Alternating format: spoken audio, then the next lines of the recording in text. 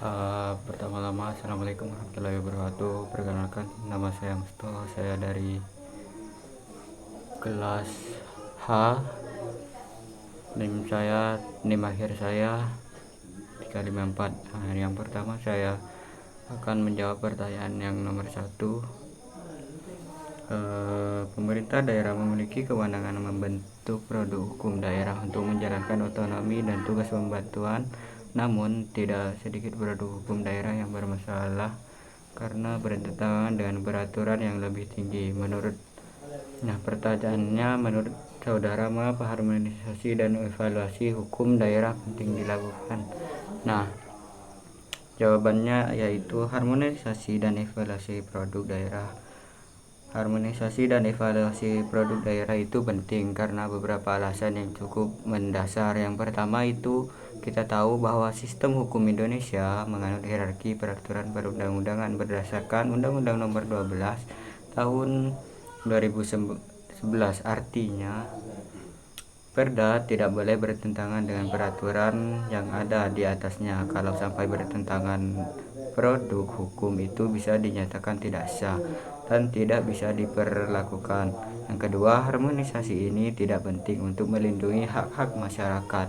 Banyak kasus di lapangan di mana perda justru menghambat investasi atau bahkan diskriminasi terhadap kelompok tertentu. Evaluasi menjadi cara untuk menyaring produk hukum yang seperti itu. Yang ketiga, Indonesia adalah negara kesatuan meskipun daerah punya kewenangan membentuk hukum sendiri, tetap harus selaras dengan sistem hukum nasional. Tidak boleh ada daerah yang merasa sebebas-bebasnya hanya karena punya otonomi mekanisme evaluasi sendiri. Ada dua mekanisme evaluasinya sendiri, yaitu preventif dan represif. Keduanya dijalankan oleh pemerintah pusat maupun provinsi sebagai bentuk pengawasan terhadap daerah di bawahnya.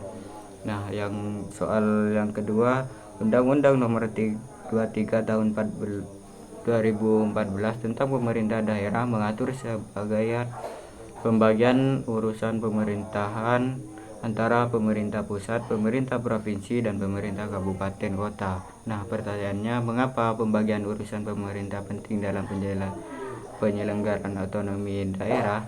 Serta jelaskan pula akibat hukum apabila pemerintah daerah menjalankan urusan yang bukan menjadi kewenangannya. Jawabannya, pembagian urusan pemerintah mengapa penting? Pembagian urusan pemerintahan antara pusat, provinsi, dan kabupaten kota dalam Undang-Undang Nomor 23 Tahun 2014 pada dasarnya bertujuan supaya tidak terjadi tumpang tindih kewenangan.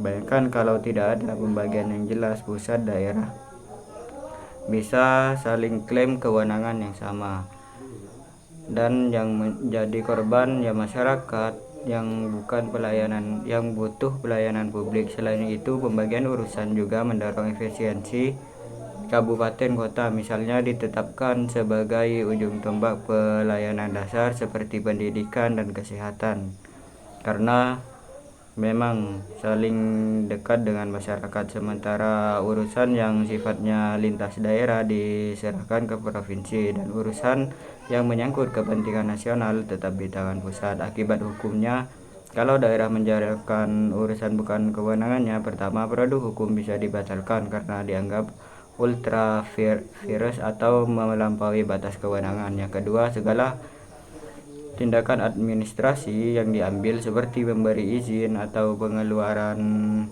anggaran bisa digugat ke PT UN karena tidak punya dasar hukum yang sah. Ketiga, penjabatnya bisa dimintai pertanggungjawaban secara administratif bahkan pidana kalau sampai menimbulkan kerugian negara. Yang selanjutnya soal nomor 3, pemerintah daerah adalah penyelenggara urusan pemerintahan oleh pemerintah daerah dan DPRD menurut asas otonomi dan tugas pembantuan dengan prinsip otonomi seluas-luasnya dalam sistem dan prinsip negara kesatuan Republik Indonesia sebagaimana yang dimaksud dalam Undang-Undang Dasar Negara Republik Indonesia tahun 1945. Nah, pertanyaannya, jelaskan struktur pemerintah daerah dalam sistem pemerintahan Indonesia yang sudah Anda pelajari di perkuliahan. Nah, jawabannya adalah yang pertama, struktur pemerintahan daerah berdasarkan pasal 18 Undang-Undang Dasar Republik Indonesia tahun 1945 dan Undang-Undang Nomor 23 Tahun 2014. Struktur pemerintahan daerah terdiri dari beberapa level seperti berikut.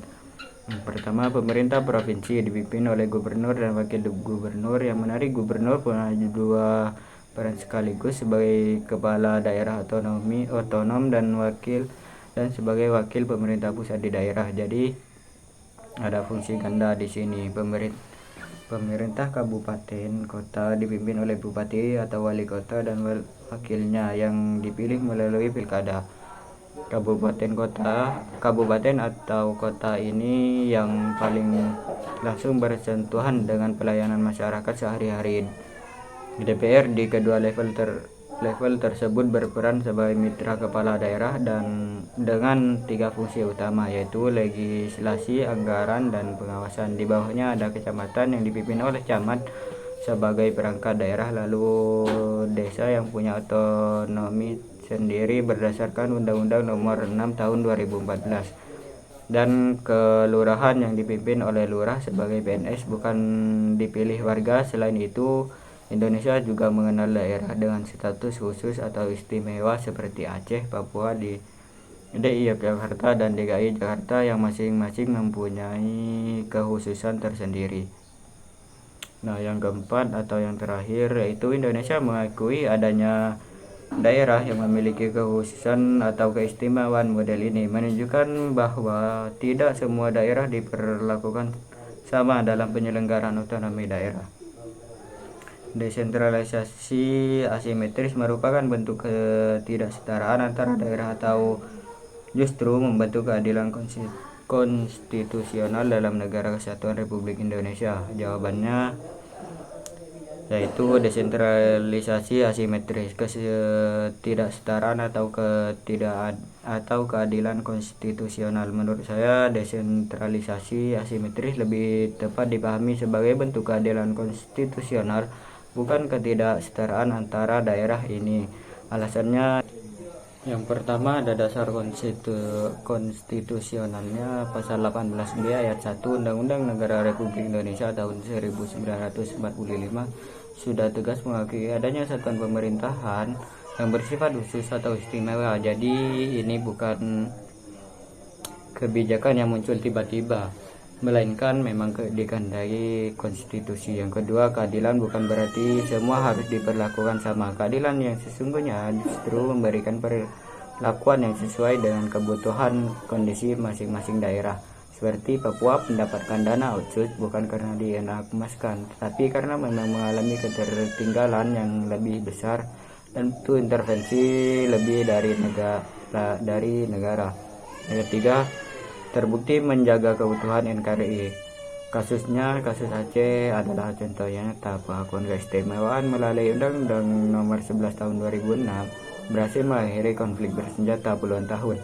Pendekatan seragam yang memaksakan kesesamaan justru bisa memperparah ketegangan. Namun diakui, desentralisasi asimetris juga punya kelemahan utama, potensi kecemburuan antar daerah dan penyalahgunaan status keistimewaan oleh elit lokal. Karena itu, evaluasi berkala tetap diperlukan. Sekian dari saya. Assalamualaikum warahmatullahi wabarakatuh.